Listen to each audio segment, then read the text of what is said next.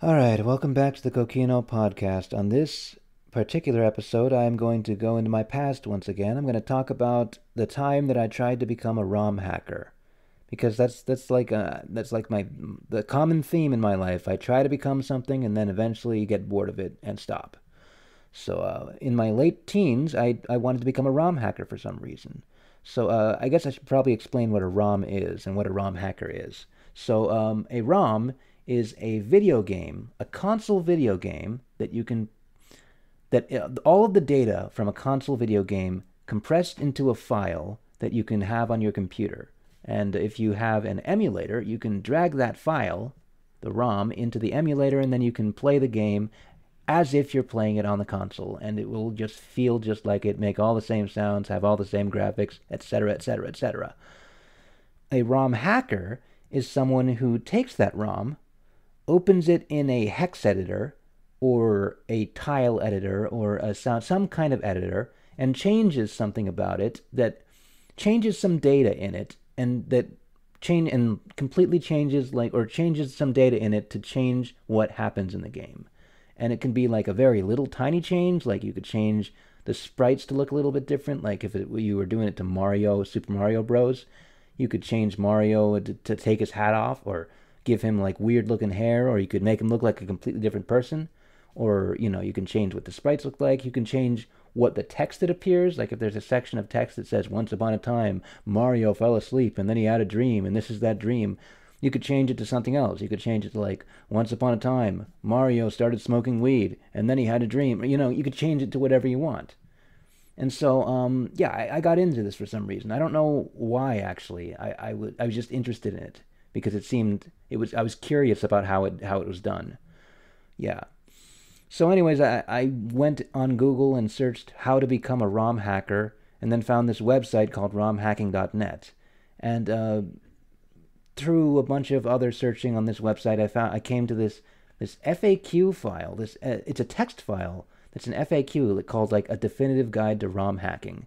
And basically it's just a frequently asked questions, but it's more than that. It kind of just it gives you a great idea of what it is like to ROM hack, what it is to be a ROM hacker, the types of people that become ROM hackers. Apparently, people from all continents, from all countries, from all places, from all walks of life. There's some people who like are in families of gangsters that are interested in. There's some people who are like poor kids from the country who are into it. There's some people who are just Ivy League students. It's just like it is like an eclectic bunch of people that become ROM hackers. It could be pretty much anybody. And I read through this FAQ, and it gives you like a guide of, basically it gives you links or other guides that you can look into to do whatever you want to do. Like if you want to translate something from Japanese into English, well, you have to find a translator. So you have to find someone who understands Japanese, and then you have to build a table. A table is a text file that associates a number with a letter in the game, because the way that the data is stored in a Nintendo NES game or any game from the olden days, it's not stored in a very definitive and surefire way. Like the text for A, the letter A, could be 00 in one game, and it could be like 23 in another game. It really depends on how they program the game, because the way they programmed, they didn't have like a standard way of programming games. So anyways, a table is basically has a value for each text, each letter in the text, and then like you put it into a system, and that system shows you what the text says, and you can change that text as you like it. And so, yeah, you would do that. You would find a translator to translate you the Japanese from Japanese into English, and then like you'd write down the English text. It should change the game. Whatever. What am I talking about again? Oh yeah, I'm talking about ROM hacking. But anyways, I didn't really do too much experimenting, but there were some things that I found really interesting. So what the definitive guide recommended that you do to get started with ROM hacking was to corrupt a ROM, to corrupt a ROM slowly, and to try and find out where it breaks, which is a very interesting process. So it tells you to take a hex editor, And I guess I should explain what a hex editor is. So in order to do that, it's gonna be kind of like a long explanation, but let me just bear with me. Hopefully it'll be understandable. So let's say you have a notepad. You have Notepad opened up on your computer. And let's say you type in an entire novel. You just type in, I don't know, Stephen King's It. All of the text from Stephen King's It, you type it into that notepad, and then you save it as a file, It, right? If you that file is not really that text. It is just a bunch of zeros and ones. Like if you were to open that file with a sound player, like a media player, as a sound file, it would make a bunch of random noises because it would interpret those pieces of data as like positions of a wave. And if you were to import it into like a video player, it would try to interpret that data as like a video. It might give you like a bunch of random noise, but it would try to interpret that data. And if you open it with a text editor, then it will show you the text because it will interpret that data correctly as text. So what a hex editor does is it lets you see the data for what it actually is. It's just a bunch of numbers. That's all that it is. So a hex editor splits the numbers into sections of 8, into bytes, and each byte is a separate number. So each letter in that text file, like the T and the H and the E, those are all separate letters in the word the. Each letter in that text file is represented by 1 byte in the hex editor. And so the hex editor lets you see the raw data.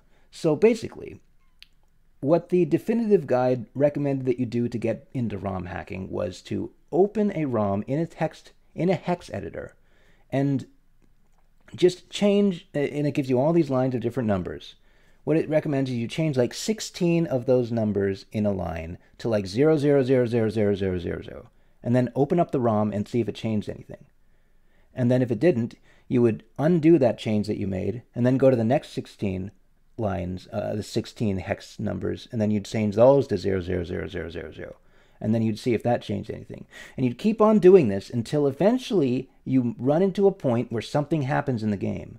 So if you do this with Super Mario Bros. 2, for example, the ROM, you do this for a while, but eventually you get to a point where the text at the beginning of the game that says like once upon a time Mario fell asleep and then he had a dream or something like that. I don't remember exactly what the text says, but you hit that text and then all of a sudden you see like a or something, and you see, oh my god, that actually had an effect. I was actually able to edit that text by changing just these individual values in this hex editor. That is so cool.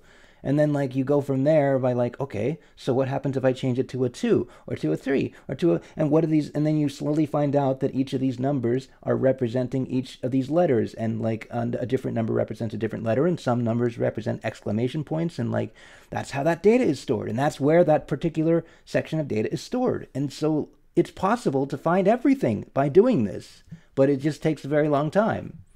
And so yeah, I did that. And I didn't actually get very far into my ROM hacking, as you would probably guess with me at this point.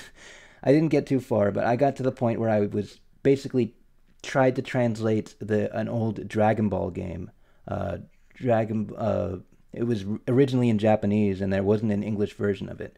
There actually was an English version released of it, but it wasn't actually called Dragon Ball. It was called like Kung Fu Kid or something. So I wanted an English version of Dragon Ball. So I took it upon myself to try and translate it.